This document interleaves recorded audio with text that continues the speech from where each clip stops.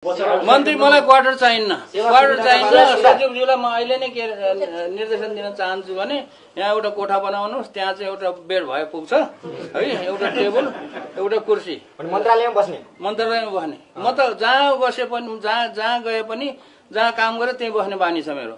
त्यसकारणले मलाई चाहिँ एउटा सुत्ने धेरै चाहिन्न, सुत्ने खाट एउटा चाहियो हैन, अनि एउटा टेबल कुर्सी चाहियो, किचन चाहियो, किचनमा आफै पकाएर खान्छु। अब सेवा सुविधा चाहिँ के छ भने यहाँ चाहिँ अहिले भर्खरै त्यहाँबाट आउँदाखेरि दुईजना, एउटा पुलिसको एउटा आर्मीको दुईजना रहेछ।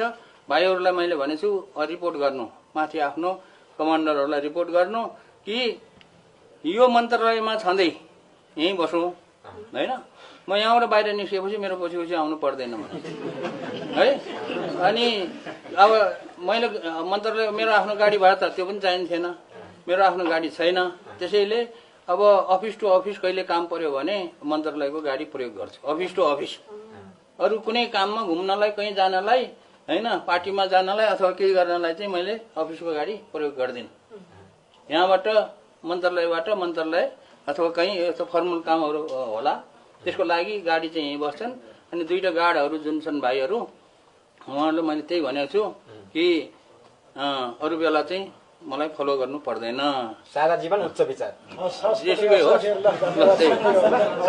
भने साह्रै साथीहरूले चाहिँ राजनीतिमा हाम फाल्नु पर्यो भनेर त्यत्तिकै क्याउ गरेको हुनाले मैले तिनीहरूको मुख टाल्नलाई प्रधानमन्त्री दिए जान्छु नत्र जान्न भने हो, ठट्टा गरेर भने हो क्या, कुरा बुझ्नु हो नि त।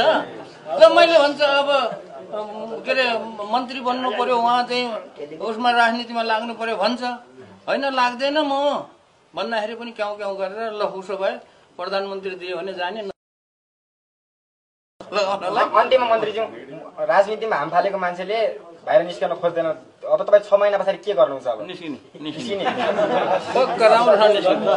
एउटा नि हजुर आविष्कार केन्द्रमा नि हुनुहुन्छ, तपाईको पछाडि चाहिँ मन्त्रालयलाई समय कसरी म्यानेज गर्नुहुन्छ एउटा कुरा। अब आविष्कार केन्द्रमा छैन, अब म फरमानले आविष्कार केन्द्रमा छैन है।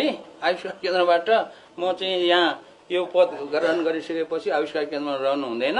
मैले अस्ति शुक्रबारदेखि राजीनामा